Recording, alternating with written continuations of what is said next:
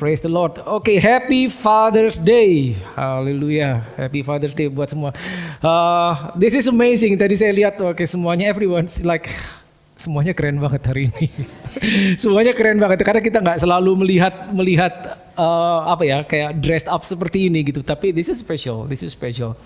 Ya, jadi luar biasa. Sekali lagi selamat buat para fathers, para ayah dan juga bukan ayah tentunya, dimanapun saudara, siapapun saudara, selama saudara adalah pria, ya sekali lagi Happy Father's Day.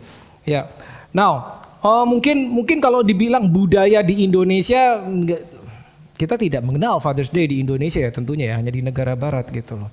Hanya di negara Barat. Jadi mungkin kita grow up di Indonesia, kita asing dengan yang namanya Father's Day. Apa sih yang dirayakan dan seterusnya. Tapi ada yang lebih dalam saudara. Maksudnya begini. Mengapa father? Seberapa pentingnya ayah, father, nama disebut father ya. Seberapa pentingnya ayah, dan secara alkitabiah bagaimana pandangan Tuhan terhadap figur seorang ayah. Kita akan belajar lebih dalam hari ini ya. Tapi mungkin tidak terlalu lama karena waktunya terbatas juga. Oke, thank you. Now, begini saudara. Begini, pada saat kita bicara tentang father itu ada connectionnya dengan son. Ayah itu berhubungan sama anak. Ayah. Nah, mengapa demikian? Seperti saudara tahu bahwa Yesus datang, dia memperkenalkan God Allah sebagai Bapa. Cuman Yesus yang bisa. Cuman Yesus, karena dia adalah anak. He is the son. Jadi dia hanya the son yang bisa introduce the father. Ya seperti kita tahu, cuman Yesus. Tapi pertanyaannya mengapa? Mengapa ayah? Seberapa pentingkah sehingga Allah itu memposisikan diri, ini aku bapakmu. I am your father. Pernah terpikir gak saudara? Kalau sampai pencipta langit dan bumi segalanya yang kita tahu, dia memperkenalkan dirinya I am the father, berarti ada yang penting. Ada yang penting tentang father itu, yang kita benar-benar harus tahu. Yang benar-benar kita harus tahu. Kalau saudara yang ikut camp beberapa waktu lalu, mungkin masih ingat. Bahwa jika saudara seorang pria atau seorang laki-laki, saudara membawa, you are carrying the seed of God. Karena multiplikasi penciptaan manusia itu dia melakukan cuma satu kali toh. Betul kan? Saat menciptakan manusia pertama Adam. Kan habis itu dia tidak ambil berdebu tanah lagi dan menciptakan orang kedua, orang ketiga sampai orang kesekian juta, tidak. Tapi diserahkan proses penciptaan multiplikasi manusia kepada manusia itu sendiri. Dan harus ada yang namanya father, because pria yang memiliki seed, benih, bukan wanita. Pria. This is very important. Nah, Alkitab sudah menjelaskan kepada kita bahwa tujuan dari pernikahan adalah untuk menurunkan keturunan ilahi. Keturunan ilahi. Perhatikan baik-baik, keturunan ilahi. Ya. Kalau Tuhan menciptakan manusia pertama serupa dan segambar, ya saudara ingat kan ya kitab kejadian, serupa dan segambar dirinya sendiri. Maka konsep itu tidak berhenti meskipun dia tidak lagi mengambil debu tanah dan menciptakan manusia dengan tangannya. Tapi diserahkan kepada saudara yang adalah pria. Proses itu tidak berhenti, cuma dipindah tugaskan. Berarti saudara yang pria, saudara bertanggung jawab menciptakan manusia, menciptakan, saya menggunakan tanda kutip, sesuai gambarnya dia, bukan sesuai gambarnya kita. Bukan. Makanya dibilang keturunan ilahi lah yang diharapkan Tuhan. Untuk menghasilkan, menurunkan keturunan ilahi, orangnya harus ilahi. Orangnya harus godly. Karena kalau orangnya tidak godly, keturunannya tidak mungkin godly. Seperti itu. Makanya lahir baru is very important. Ya, lahir baru sangat penting sekali. Dan kalau saudara seorang ayah dan saudara punya anak, mungkin anak masih kecil dan saudara ingat anak saudara, ingat baik-baik itu adalah gambar pencipta, gambar Tuhan. Anakmu, yes. Nah pertanyaannya nanti gedenya jadi apa? Akan ada banyak pertanyaan. Kita bertanggung jawab untuk supaya nanti besarnya dia tetap membawa gambar yang sama pada saat dia diciptakan. Jangan pada saat diciptakan kita tahu kita menurunkan keturunan ilahi, tapi tiba-tiba something happen di tengah-tengah, sehingga pada saat dia dewasa, yang dibawa, image atau gambar yang dibawa oleh anak tersebut beda. Gitu, berbeda. Jangan sampai terjadi demikian. Nah, setiap kita secara normal, kita nggak usah bicara orang Kristen lah, setiap kita secara normal, seorang ayah, parents lah katakanlah, selalu berharap bahwa anaknya itu nanti tumbuh sedikit banyak mirip dia tuh, mirip saudara, bener kan?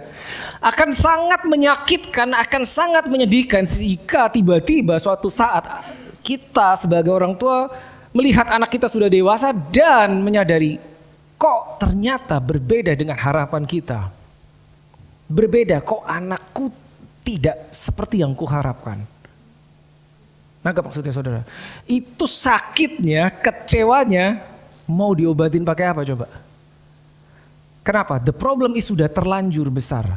Ada seperti missing link di tengah-tengah dari dia lahir waktu masih kecil sampai dia dewasa. Ada yang hilang dari pantauan, ada yang hilang dari pandangan orang tua sehingga besarnya kok jadi kayak gini. Gitu loh. Ya, ini yang harus kita ingat baik-baik. Harus kita ingat. Sayangnya setiap kita, bukan setiap kita, mungkin tidak setiap, tapi kebanyakan dari kita, mari kita jujur, kebanyakan dari kita tidak dibesarkan secara godly. Bener gak? Apakah saudara, mungkin ada ya, saya nggak tahu. Apakah saudara ada yang memiliki punya pengalaman masa kecil saudara dengan orang tua saudara, di mana orang tua saudara adalah orang tua yang godly, perfect parents.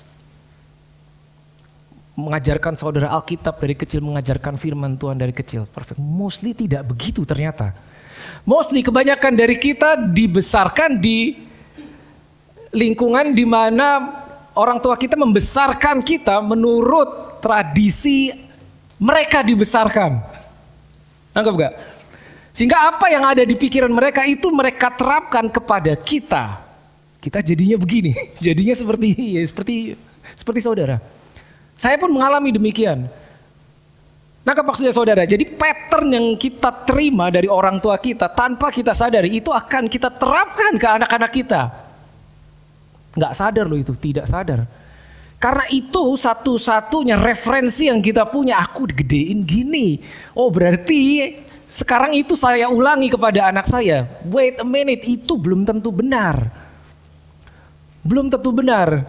Let's go back to the manual book. Karena tugas kita adalah menurunkan keturunan ilahi, jadi membesarkannya harus secara ilahi. Nah kalau kita tidak punya referensi karena tidak mengalami dibesarkan secara ilahi, sulit buat kita membesarkan anak-anak kita secara ilahi. Karena kita nggak tahu gimana caranya. Ya, itu yang terjadi saudara, itu yang terjadi. Sehingga kita mendengar kiri kanan depan belakang dan menganggap oh kayaknya ini benar. Cara didikan barat kayaknya gini. Cara didikan timur berbeda. Saudara di Australia, saudara orang timur. Beda kan? Budayanya beda. At that moment yang mana yang benar, yang mana yang mau kita terapkan. Kita akan terus berada di tengah-tengah. Kecuali kita tahu the standard yang benar yang dimaui oleh pencipta kita seperti apa ya. Yang kayak gitu harusnya yang kita pakai. Bisa jadi itu tidak sama dengan pola didik barat. Tidak sama. Tapi kita punya pilihan yang mana yang mau kita pakai untuk membesarkan anak kita. Sehingga dalam prosesnya sampai dia besar, sampai umur sekian belas remaja sampai besar, sampai dia keluar rumah, dia menjadi tetap seseorang yang godly atau ilahi. Itu saudara. Oke, now saya review sedikit dari yang saat itu pernah kita pelajari pada saat camp. Ya, tentunya sebagian besar saudara sudah ikut. Tapi jika saudara tidak ada di sana, ada baiknya kita lihat ini. 1 Tesalonika 2 ayat 11 sampai 12, tugas seorang ayah. Karena ini Father's Day, jadi mungkin kita banyak belajar tentang ayah dan hubungan ayah dengan anak. Ya, God and Son. Ingat, di perjanjian lama itu tidak muncul. Revelation God sebagai the Father itu tidak muncul, baru di perjanjian baru. Ya, begitu Son-nya muncul, maka ada Father. Sebelum Son-nya ada, Jesus belum muncul, belum ada Son anak, maka Father itu belum diangkat. Figur God as Father itu belum diangkat. Ya. Nah, mari kita lihat 1 Tesalonika 2 ayat 11 sampai 12. Yes. Oke, bahasa Indonesia. Ya, kamu tahu betapa kami, ini Rasul Paulus, betapa kami seperti ayah, bapak terhadap anak-anaknya. Tugasnya nomor 1 apa? Telah menasehati. That's number 1.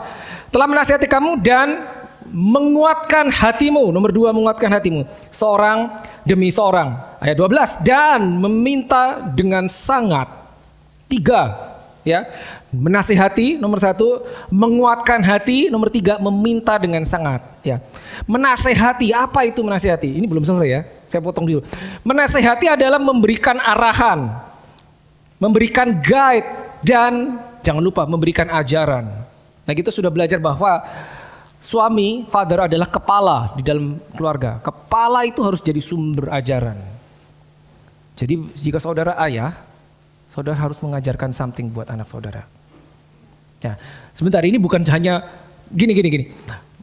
Kadang kita berpikir begitu kita dengar kata ayah atau bapak, father, kita berpikir bahwa itu hanya predikat tersebut hanya disandang oleh seseorang yang sudah berkeluarga dan punya anak. No, tidak. Kata father, Abba, aslinya Abba, itu memiliki deeper meaning, bukan cuma bahwa seorang yang telah menikah dan memiliki keturunan sehingga ada orang yang memanggil dia ayah. Tidak seperti itu.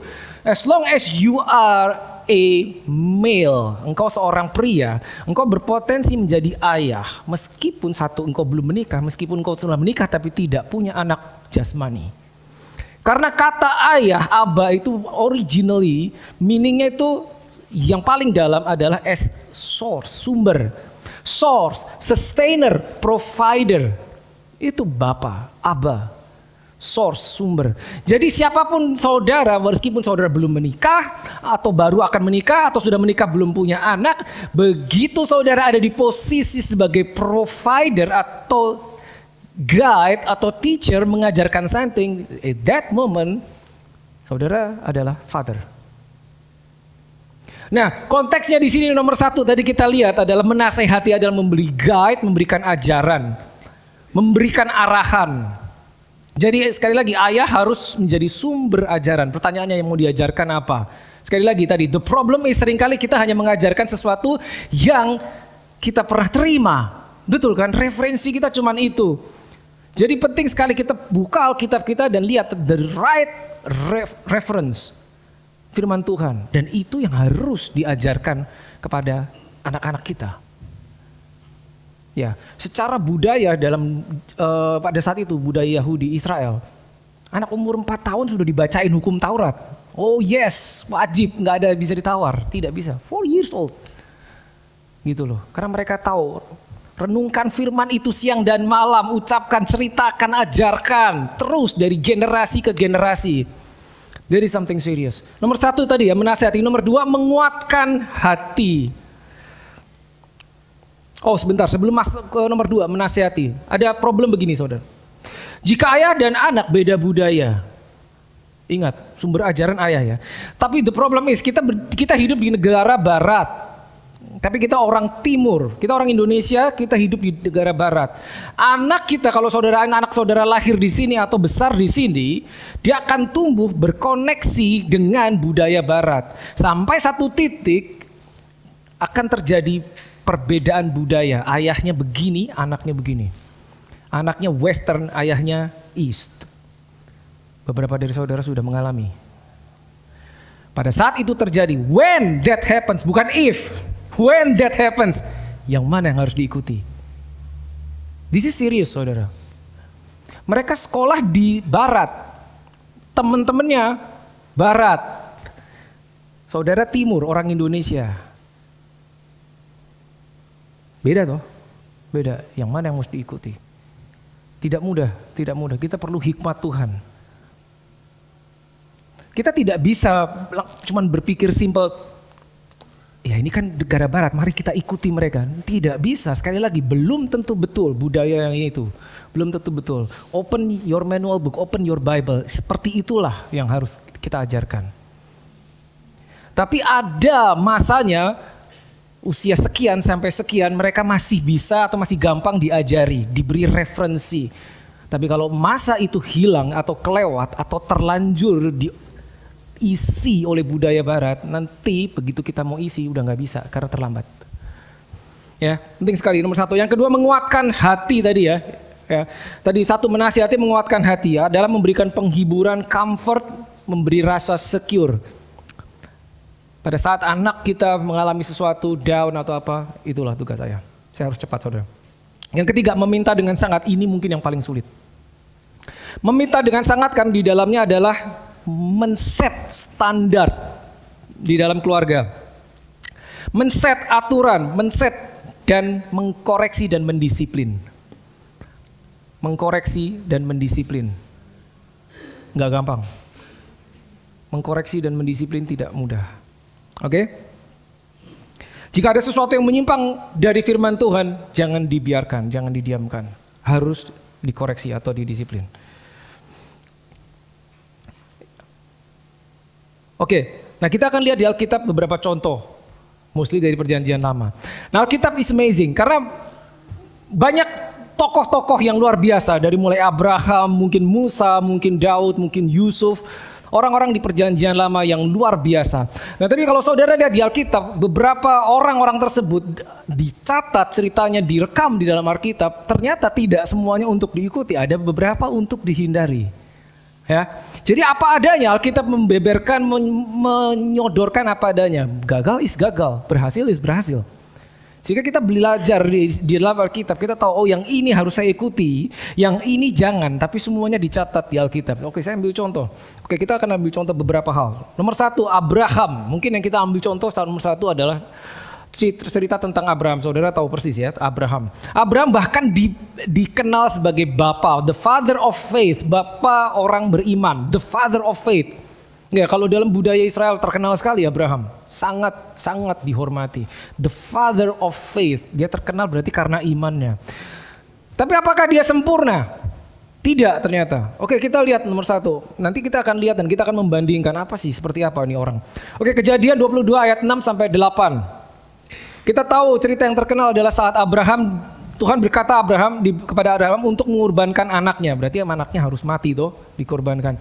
Kita lihat Kejadian 22 ayat 6 sampai 8. Lalu Abraham ini pada saat dia berjalan ke atas gunung mau mengorbankan anaknya. Lalu Abraham mengambil kayu untuk korban bakaran itu dan memikulkannya ke atas bahu Ishak. Memikulkannya ke atas bahu Ishak. Perhatikan, berarti kira-kira umur berapa sih Ishak? 5 tahun? Tidak. Pasti lebih besar. 10 tahun? Mungkin tidak, mungkin lebih besar. Kenapa? Karena dia sudah bisa memikul kayu naik gunung. That's the clue. Ishaknya udah remaja mungkin. Lihat. Memikulkannya ke atas bahu Ishak anaknya. Sedang di tangannya di bawahnya api dan pisau. Demikianlah keduanya berjalan bersama-sama. Ayat berikutnya please. Lalu berkatalah Ishak kepada Abraham, ayahnya, Bapa, sahut Abraham, ya anakku. Bertanyalah ia, di sini sudah ada api dan kayu, tetapi di manakah anak domba untuk kurban bakaran itu? Pertanyaannya perhatikan, si anak nanya sama bapaknya, di mana kurban bakaran? Berarti apa saudara? Berarti dia sudah pernah melihat apa yang dilakukan ayahnya pada saat ayahnya membawa kurban buat Tuhan. Ini bukan yang pertama. Dari sini kita tahu, dia sudah tahu. Si Ishak sudah pernah tahu. Sehingga dia tahu, oke, ini akan kurban bakaran berarti harus ada kurbannya. Maka dia bertanya sama ayahnya. Itu menunjukkan dia sudah tahu. Atau mungkin Abraham sudah pernah mengajarkannya kepada si Ishak. Ya. Sahut Abraham, Allah yang akan menyediakan anak domba untuk korban bakaran baginya, anakku. Demikianlah keduanya berjalan bersama-sama. Ini yang satu yang perlu kita pelajari. Abraham mengajarkan sesuatu kepada anaknya Ishak. Sehingga dia tahu. Dia tahu maksudnya apa untuk naik ke atas gunung membawa kurban bakaran. Ya, mempersembahkan sesuatu buat Tuhan. Berarti dia diajarin. Ada sesuatu yang diajarkan kepada dia oleh ayahnya. Ya, tapi sekarang kita lihat contoh lain. Kejadian 19 ayat 12 ayat dan 14. 12 sampai 14. Kejadian 19 ayat 12 sampai 14. Nah, saudara tahu cerita Lot, Sodom dan Gomora dihancurkan. Lot itu tinggal di kota itu toh. Ya, suatu saat didatangi malaikat dan dibilang, ayo cepetan pergi, ini kota mau dihancurkan. Nah ini ceritanya. Kejadian 19 ayat 12-14. Lalu kedua orang itu berkata kepada Lot, kedua orang itu malaikat mendatangi Lot memberi pesan, kamu harus cepat-cepat keluar. Lihat, siapakah kaummu yang ada di sini lagi?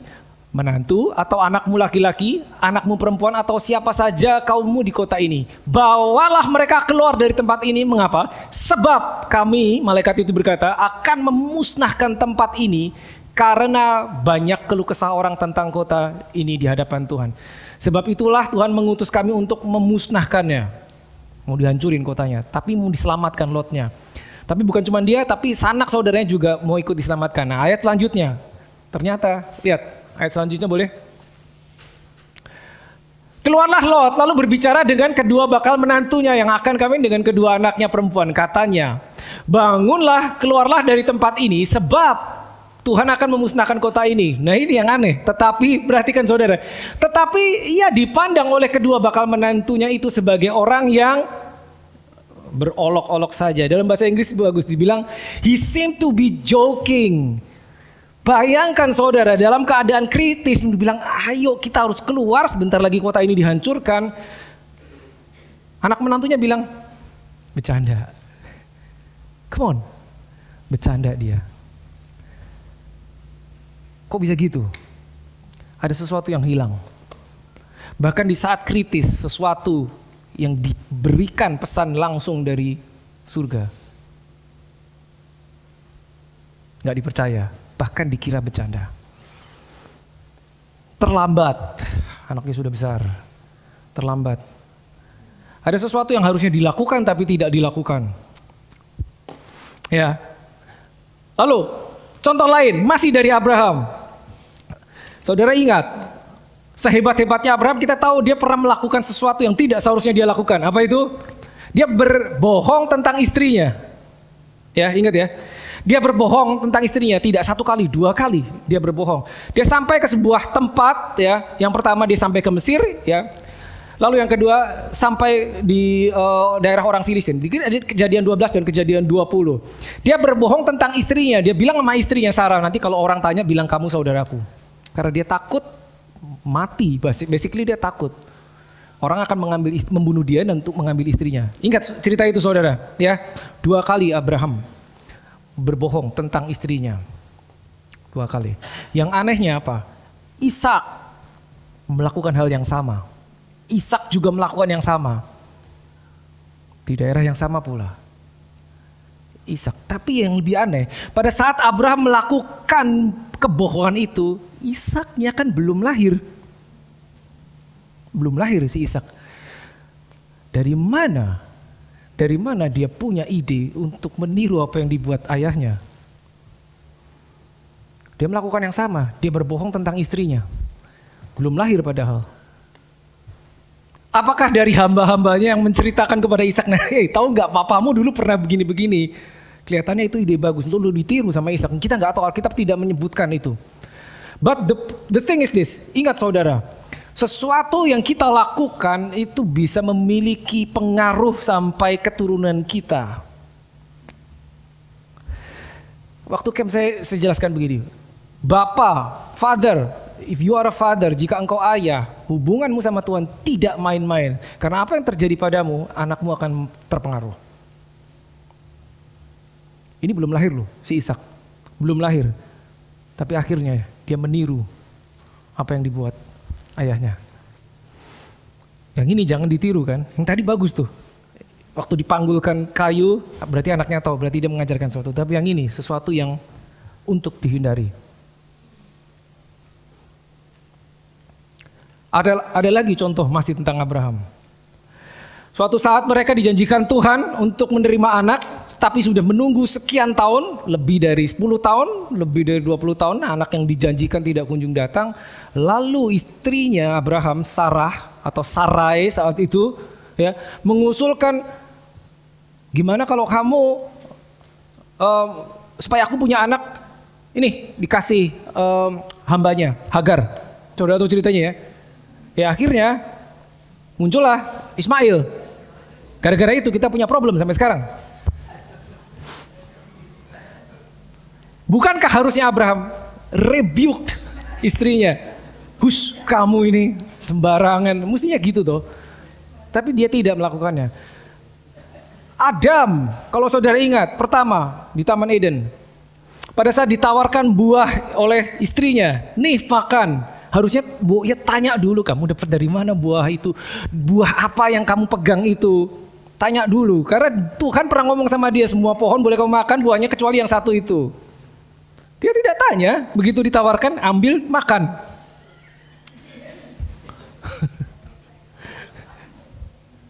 Gitu. Ya, mirip-mirip kejadiannya. Yang itu jangan ditiru. Ya. Dibilang kegagalan, mungkin sebuah kegagalan. Contoh lain dari Adam. Sekarang kita lihat Adam. Seorang ayah yang pertama di Alkitab, ya tentunya Adam, manusia pertama. Kita tahu dia punya 2 anak, Kain dan Habel. Betul kan? Apa yang terjadi? Pembunuhan pertama terjadi, Kain membunuh Habel. Gara-gara apa? Gara-gara worship. Persembahan yang kakaknya tidak diterima oleh Tuhan, persembahan adiknya diterima. Saudara mungkin pernah dengar cerita bahwa, oh kenapa persembahan Habel diterima? Karena persembahan dia baik, persembahan Kain tidak baik. Kita pernah dengar cerita itu, tapi Alkitab nggak ngomong gitu. Satu-satunya clue adalah apa? Yang dipersembahkan si Habel adalah hewan terbaik. Yang dipersembahkan Kain adalah hasil bumi. Hasil bumi, tanaman-tanaman. Cuman itu clue-nya. Gitu loh. Lalu yang ini tidak diterima Tuhan, yang ini diterima. Sebentar. Alkitab mencatat bahwa Abraham memang the father of faith, but faith originally itu dimulai oleh Habel. Kalau saudara pergi ke kitab Ibrani, ya, Hall of Faith, di situ nama Abel yang pertama muncul, bukan Abraham. Ya. Jadi masalahnya begini, kita bisa lihat gini, si Habel tahu dari mana bahwa yang namanya persembahan dibawa di hadapan Tuhan itu harus ada darah tercurah. Hewan dipotong, bukan pohon dipotong, karena pohon tidak bisa mencurahkan darah. Dari mana si Abel tahu? Kenapa bisa kakak adiknya tahu, kakaknya nggak tahu? Jangan-jangan bapaknya pernah ngajarin adiknya, kakaknya nggak diajarin. Mungkin kita nggak tahu. Pada saat akhirnya Kain iri dan membunuh Habel. Saudara cari di Alkitab, Kain membunuh Habel. Apa yang dikatakan Adam? Apa yang dikatakan Adam? Apa? Kalau saudara mungkin bingung, nggak ketemu Adam ngomong apa ya? Waktu anaknya saling bunuh, bapaknya ngomong apa? Apa? Diam aja. Yang datang Tuhan justru, di manakah adikmu? Bukan Adam. Aneh. Yang itu adalah contoh yang untuk dihindari. Untuk dihindari. Seorang ayah yang tidak mendisiplin anaknya. Seorang ayah yang tidak mendisiplin anaknya. Mirip seperti Daud. Sehebat apapun Daud, anaknya saling bunuh. Ingat siapa yang membunuh siapa? Absalom membunuh Amnon. Dibunuh toh? Kalau saudara cari Daud ngomong apa untuk mendisiplin? Nothing. Daud tidak memberikan disiplin apapun kepada Absalom. Tidak, Absalom kabur. Lari. Kita ingat ya tadi poin yang ketiga. Meminta dengan sangat. Tugas seorang ayah. Meminta dengan sangat itu mendisiplin, mengkoreksi, meluruskan. Nak, mengapa kau begini? It's not easy. Tidak mudah. Another example. Ishak. Tadi Abraham, sekarang Ishak. Ishak punya 2 anak. Siapa? Esau dan Yakub. Kembar toh? Kembar. Tapi ini klasik contohnya. Satu anak papa, satu anak mama. Iya kan, saudara tahu kan? Ishak, ya, dia lebih condong hatinya kepada Esau, sementara istrinya, ya, kepada Yakub. Dan akhirnya kita tahu cerita Yakub mencuri hak kesulungan Esau, nyamar di hadapan Abraham. Tapi yang sering kita lupa, itu idenya siapa? Idenya mamanya. Come on, idenya mamanya. Idenya mamanya, kamu gini-gini, kamu nih yang didandanin, kamu nyamar jadi kakak kamu, terus oh, udah kayak nonton sinetron. Itu ide mamanya. Itu ide mamanya. Gak tahu kenapa begitu. Apakah mamanya tidak suka sama si Esau? Kita tidak tahu. Gitu. Tapi itu sesuatu yang tidak seharusnya terjadi di dalam family. Sesuatu yang seharusnya tidak terjadi di dalam family. Ada lagi contoh dari Yakub. Tadi dari Ishak, sekarang dari Yakub. Yakub punya berapa anak, saudara? Come on. 12 kan? 12 anak yang pria. Terus dia punya sesuatu yang berharga. Nah, bayangkan kalau saudara punya anak banyak, 5 katakanlah, nggak usah 12 lah. 5 atau 3, saudara punya sesuatu, tapi sayang yang saudara punya itu berharga, itu cuma 1. Saudara mau berikan yang anak pertama, anak kedua, apa anak ketiga? Yakub punya anak 12 dan dia memiliki jubah maha indah. Alkitab mengatakan robes of many colors. Jubah maha indah, bagus banget jubahnya. Anaknya 12, jubahnya cuma 1. Mau dikasih ke siapa? Nah, kalau saudara jadi Yakub, saudara kasih yang mana? Susah. Kasih siapa? Yang paling gede. Oke, bisa. Ya, paling gede. Mungkin adik-adiknya bisa menerima, ya cuma 1 dikasih, ya udahlah karena dia paling gede. Tapi apa yang dilakukan Yakub? Dikasih anak nomor berapa? Nomor 11. Wait a minute, apa? Kenapa dikasih ke anak pertama, kedua, ketiga sampai 10 di skip? 1 pemberian yang berharga dikasih ke anak yang 11. Tahu akibatnya? Ya nggak heran kalau anak nomor 1 sampai 10 membenci anak yang ke-11. Kenapa dia yang dikasih? Mungkin yang paling besar harusnya kan aku duluan yang dapat. Karena di dalam budaya saat itu, apapun warisan dari ayah, itu anak sulung selalu double portion dapatnya. Gak bisa itu skip langsung ke anak kedua. Gak bisa. Kalau saudara dengar cerita anak yang hilang, ingat ya, seorang ayah punya 2 anak, yang 1 pergi ya, prodigal son, ingat itu kan. Anaknya 2 kan, akhirnya harta dibagi tuh. Itu yang sulung dapat 2/3, yang bungsu dapat 1/3. Gak 50-50, tidak. Sulung selalu double. Lah kenapa bisa ini langsung skip dikasih ke anak nomor 11? Gitu. Memang Alkitab tidak menjelaskan, tapi dari situ kita ada satu clue. Hatinya terpaut kepada yang 1 itu. Yusuf. Tahu dari mana? Anak pertama sampai anak 10 menggebalakan kambing domba di padang belantara, itu tempat berbahaya. Anak yang 11, kamu di rumah aja. Kamu di rumah aja, jangan ikut mereka. Tahu kan saudara? Pada saat Yusuf dibuang ke sumur, dia kan gak ikut sama kakak-kakaknya. Itu dia. Oke, I gotta be quick.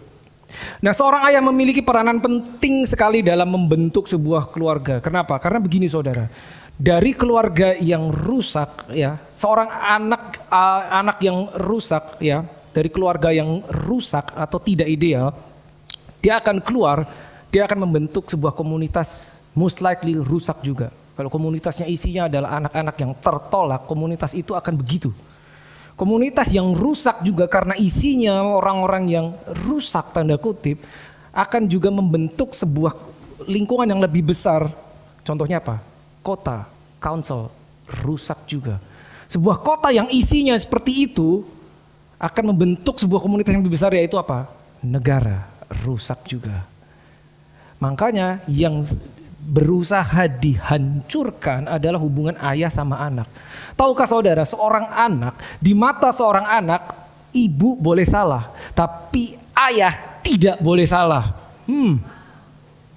Makanya kalau saudara menjumpai, kenapa lebih banyak kasus orang kepahitan, bitterness itu sama ayahnya, bukan sama mamanya toh? Kok bisa gitu? Gak tahu gitu. Ayah tidak boleh salah, harus perfect di mata anak, apalagi anak kecil. Kalau mama yang salah, mereka mudah memaafkan. Tapi kenapa kalau papanya yang salah, kebawa terus? Maka itu yang akan dirusak hubungan ayah dengan anak. Kenapa? Karena iblis tahu yang harus diputuskan adalah hubungan yang godly, ilahi. Jangan sampai yang ilahi ini turun kepada anaknya sehingga menciptakan suatu komunitas ilahi, godly community. Karena kalau terlalu banyak orang yang ilahi, terlalu banyak orang percaya yang godly, yang membawa DNA ilahi, maka transformasi akan terjadi di dalam kota tersebut. Makanya itu dirusak. Dirusaknya apa? Anaknya. Dirusaknya apa? Hubungannya. Dirusaknya apa? Ayahnya. Dipotong hubungannya, dirusak. Image-nya dirusak. Begitu image father itu hilang, maka anak akan sulit memanggil God as our father. Kenapa? Karena yang ada di image dia, si anak, ayahku aja begini. Bagaimana aku bisa panggil Allah sebagai father? Ntar jangan-jangan God, Tuhan seperti ayahku. Itu yang terjadi, saudara. Itu yang terjadi. Ya, kita mesti tahu peran ayah itu penting sekali. Amazingly di Alkitab, kalau saudara lihat buku terakhir di Alkitab, yaitu kitab Maleakhi. Kalau saudara buka Maleakhi 4 ayat 6, boleh kita buka. Maleakhi 4 ayat yang ke-6. Ya, ayat terakhir, pasal terakhir di dalam ini. Gini, kalau saudara lihat perjanjian lama dan perjanjian baru itu gapnya ratusan tahun. Dari buku terakhir Maleakhi sampai Injil dibuka perjanjian baru itu ratusan tahun gapnya. Tapi the last message di perjanjian lama, habis itu gap sekian ratus tahun dan dimulai perjanjian baru, kita lihat message-nya apa. So I believe this message is so important. Kenapa? Itu yang terakhir. Maleakhi 4 ayat 6. Maka ia akan membuat hati bapak-bapak berbalik kepada anak-anaknya dan hati anak-anak berbalik kepada bapaknya. Supaya jangan aku datang memukul bumi sehingga musnah. This is the last warning, this is the last message. Bapak harus kembali kepada anak. Anak harus kembali kepada bapak. Kenapa? Karena hanya connection itu, hanya relationship itu yang bisa sustain keturunan ilahi. Kalau ini putus, nggak bisa, saudara. Bapa harus kembali kepada anak, anak harus kembali kepada bapa. Itu terakhir kan di perjanjian lama. Lalu kita stop sekian ratus tahun, kita masuk ke dalam perjanjian baru. Salah satu message yang pertama di perjanjian baru apa? Mari kita buka Lukas 1. Lukas pasal 1, Lukas pasal Injil ya, Lukas pasal 1 ayat 13 sampai 17. Lukas 1 13 sampai 17. Lihat. Ini pada saat malaikat Gabriel memberitakan kabar tentang kelahiran Yohanes Pembaptis. Tetapi malaikat itu berkata kepadanya, "Jangan takut hai Zakaria." Ini ayahnya Yohanes Pembaptis. "Sebab doamu telah dikabulkan dan Elisabet istrimu akan melahirkan seorang anak laki-laki bagimu. Dan haruslah engkau menamai dia Yohanes. Engkau akan bersukacita dan bergembira, bahkan banyak orang akan bersukacita atas kelahirannya." Ya, berita anaknya belum lahir. "Sebab ia akan besar di hadapan Tuhan dan ia tidak akan minum anggur dan minuman keras, dan ia akan penuh dengan Roh Kudus mulai dari rahim ibunya." 16. "Ia akan membuat banyak orang Israel berbalik kepada Tuhan Allah mereka." What is that? Restoration. Perhatikan baik-baik. 17. "Dan ia akan berjalan mendahului Tuhan," mendahului Yesus ya, "dalam roh dan kuasa Elia." Untuk apa?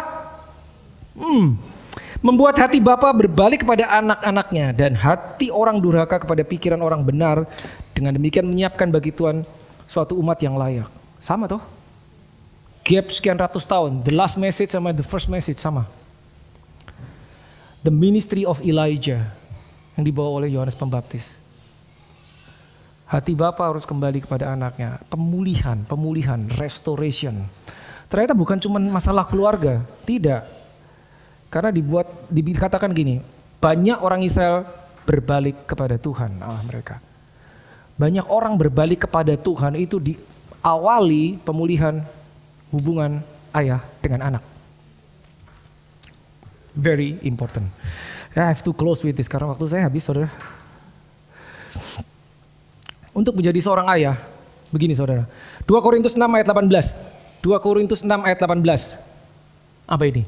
2 Korintus 6 ayat 18. Dan aku akan menjadi bapamu. Ini Rasul Paulus ya.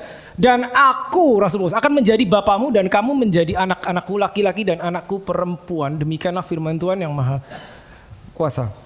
Ya, 2 Korintus 6 ayat 18. Dan aku, capital. This is God. Untuk menjadi seorang ayah yang ilahi, godly father, dia harus mengenal God the Father. Untuk menjadi seorang godly father, seorang ayah harus mengenal God the Father.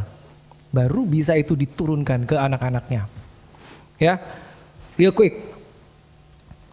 Amsal 4 ayat 1 dan 2. Sedikit lagi saudara. Amsal 4 ayat 1 dan 2.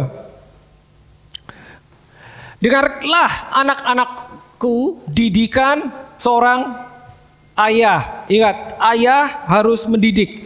Dan perhatikanlah supaya kamu memperoleh pengertian. Sebab aku memberikan didikan yang baik kepadamu. Janganlah kamu meninggalkan petunjukku. Jangan lupa saudara, jika saudara seorang ayah, saudara harus mendidik anak saudara. Mendidik ya. Ingat. Dan 1 Korintus 4:15, please. 1 Korintus 4:15. 1 Korintus 4 ayat 15. Yes. Sebab sekalipun kamu mempunyai beribu-ribu pendidik dalam Kristus, kamu tidak mempunyai banyak ayah. Rasul Paulus. Karena akulah yang dalam Kristus telah menjadi ayahmu, bapamu oleh Injil yang kuberitakan kepadamu. Apa ini? Berbicara apa? Pentingnya spiritual father. Tidak semua orang memiliki ayah biologis. Atau saudara di sini, saudara memori saudara tentang ayah jasmani saudara sudah nggak ingat seperti apa. Or maybe you don't have good memories about your earthly father. Ya, kebanyakan kita tidak dididik secara ilahi, betul kan? Ya, makanya perlu yang namanya spiritual father. Now this is amazing, spiritual father itu perlu. Sehingga tidak hilang satu generasi. Tidak hilang satu generasi. Ayah jasmani penting sekali. Tapi ayah rohani penting. Makanya Rasul Paulus bilang gini, akulah yang menjadi ayahmu. Akulah yang menjadi bapamu. Apa yang bisa dilakukan ayah rohani? Ayah jasmani bisa melakukan banyak hal. Tapi ayah rohani jangan salah, bisa juga melakukan banyak hal.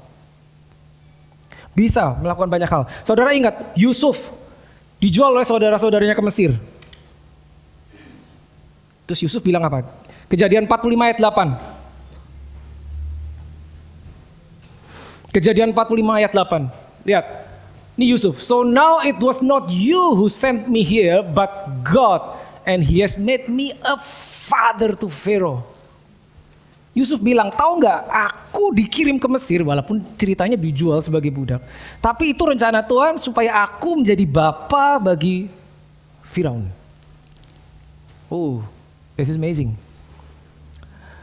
Mungkin saudara tidak punya figur ayah jasmani, atau mungkin saudara tidak punya anak. Saya tidak punya anak biologis, saudara, sejauh ini.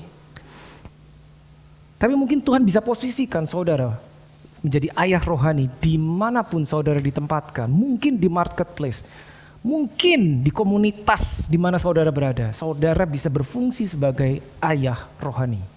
Spiritual father. Yusuf menjadi spiritual father di Mesir. Mesir, bayangkan saudara, berapa dewa-dewa, berapa ilah di Mesir. Harus dikirim seseorang menjadi father untuk Firaun. Ada cerita lain, Yakub. Sebelum Yakub mati, dia bilang gini, kumpulin anak-anakku, gather all around me, sons of Jacob, I will tell you the things to come. Aku akan memberitahu kepada kalian apa yang akan terjadi di masa depan. Yakub 12 anaknya. Lalu dikumpulkan anak-anaknya, lalu dia prophesy satu persatu dari anak yang tertua sampai yang paling kecil.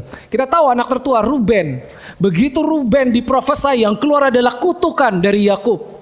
Oh, come on, ingat saudara, kutukan dari Yakub keluar. Engkau tidak akan sukses.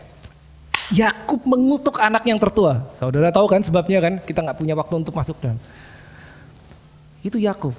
Tapi tiba-tiba sekian waktu kemudian, seseorang ayah rohani, spiritual father yang bernama Musa, berkata begini, Reuben, you shall live. Curse was reversed into blessings. Dia udah dikutuk sama Yakub, dibalik sama Musa. You shall live. Powerful. Worship team boleh kembali ya. I'll close with this. Saudara yang punya anak, I'm gonna give you questions. Ingat, spiritual father is crucial. Spiritual father is crucial. Penting sekali. Pertanyaan buat saudara-saudara yang punya anak. Nomor 1. Are you okay?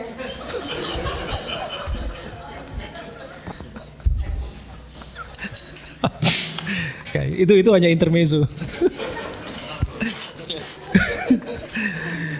Nomor 1, pertanyaan bagi engkau ayah. Nomor 1, pernahkah, perhatikan baik-baik, pernahkah anakmu melihat engkau berdoa atau memimpin doa? Ya, pernahkah anakmu melihat engkau berdoa atau memimpin doa? Kita bicara dalam keluarga aja. Nomor 2, pernahkah anakmu mereka melihat engkau berdoa bersama istrimu? Kelihatannya sepele ya. Nomor 3, pernahkah mereka melihat engkau mendoakan seseorang, menumpangkan tangan atas seseorang? Anakmu pernah lihat gak? Seringkali yang namanya keteladanan itu tidak bisa diajarkan, hanya bisa ditularkan. Mereka harus lihat engkau melakukannya, sehingga itu terekam di kepala mereka lebih kuat dibandingin kita ngomong sampai mereka dewasa. Berikutnya, ayah, pernahkah mereka melihat engkau sedang membaca Alkitabmu? Devotion in the Word of God. Satu lagi, ayah, pernahkah mereka melihat engkau sedang worship, memuji Tuhan? Think about this for a moment. Ini baru pertanyaan pernahkah mereka melihat. Belum pertanyaan pernahkah engkau mengajak mereka berdoa bersama engkau. That's another thing. Lihat aja, pernah nggak? Lihat aja pernah apa enggak? Mari kita berubah. Let's learn something. Jangan sampai ada waktu yang hilang. Karena begitu itu hilang, nggak bisa dibalikin, saudara. Nggak bisa. Hanya akan ada penyesalan dan penyesalan. Dan buat saudara-saudara yang mungkin berpikir, saya sudah kelewat, anak saya sudah besar semua, anak saya sudah menikah semua. That's fine, gak apa-apa. But you still have a chance. Saudara masih punya kesempatan untuk menjadi spiritual father bagi orang lain. Mungkin ada anak yang tidak memiliki ayah yang proper. Dan mungkin di situ adalah bagianmu. Engkau bisa menjadi spiritual father mungkin buat sebuah komunitas. Itu adalah kesempatan kita, ya, untuk membawa godly image, sehingga dimanapun kita berada, itu bisa ditransfer ke generasi berikutnya. Let us pray.